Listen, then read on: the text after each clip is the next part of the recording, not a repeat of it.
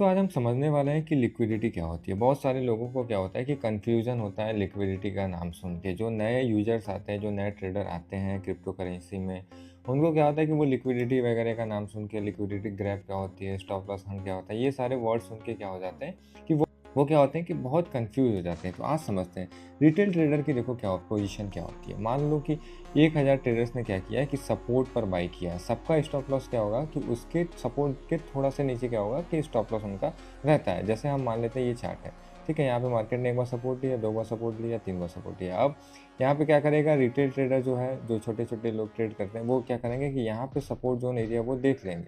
देखने के बाद वो क्या करेगा कि बाई करेगा।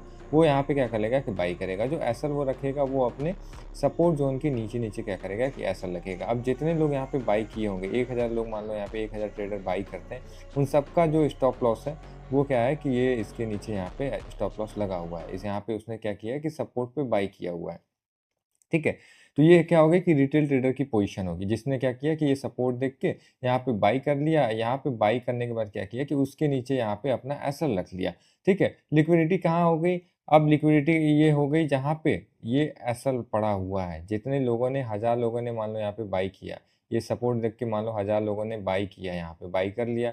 अब बाई किया तो उसका एसएल क्या किया कि उसने नीचे यहाँ पे अपना एसएल रखा हुआ है। अब हज़ारों लोगों का क्या है कि यहाँ पे एसएल पड़ा हुआ है। अब ये जो एसएल का एरिया है, यहाँ पे जितने लोगों का एसएल है, यही जो है आपका लिक्विडिटी ज़ोन एरिया है, जहाँ पे आपका स्टॉप लॉस पड़ा हुआ है, जहाँ पे रिटेल ट्रेडर का क्या है स्टॉप लॉस पड़ा हुआ है, वही क्या है कि आपका लिक्विडिटी ज़ोन एरिया है। स्मार्ट मनी को प्राइस ऊपर ले जाने से पहले वो क्या करेगी कि लिक्विडिटी आपका कलेक्ट करेगी, यानी कि आपका स्टॉप लॉस जहाँ पे पड़ा हुआ है, वो खाएगी, तभी तो वो ऊपर जाएगी, ठीक है? इसीलिए मार्केट अक्सर सपोर्ट के नीचे कई बारी क्या होती है कि चली जाती है। जब आप यहाँ पे कहीं बाई करते हो, तो कई बार होता है कि मार्केट क्या होता है कि नीचे आ जाती है और नीचे आपका स्टॉप लॉस हंट कराती है, स्टॉप लॉस आपका खाती है, फिर क्या करती है कि वापस से चली जाती है। अब जैसे ही आपका सपोर्ट ज़ोन एरिया ब्रेक होता है, आपके स्टॉप लॉस के करीब आता है, आप फ़ियर में क्या करते हो कि वो ट्रेड से निकल जाते हो और मार्केट वापस से उसको जहाँ जाना होता है, वो अपने ऊपर के एरिया में क्या करती है कि चली जाती है। तो यही होता है लिक्विडिटी ज़ोन एरिया, यानी कि जो भी बायर्स,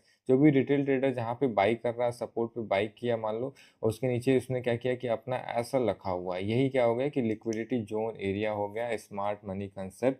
ये काफ़ी अच्छे से समझ लो। उम्मीद करते हैं कि ये आपको बड़े अच्छे से समझ में आई होगी। बहुत सारे लोगों ने क्या किया था कि इसको कॉम्प्लिकेटेड बना दिया था। अब स्मार्ट मनी क्या है कि स्मार्ट मनी कांसेप्ट यानी कि जितने इंस्टीट्यूशन हैं, जितने बैंक्स हैं, जितने बड़े प्लेयर हैं, जिनके पास करोड़ों रुपए, 100 करोड़, 200 करोड़, 300 करोड़ ऐसे हैं, उनका क्या है कि उनका कॉन्सेप्ट यही है। उनका कॉन्सेप्ट ये है कि आपका लिक्विडिटी कलेक्ट करना।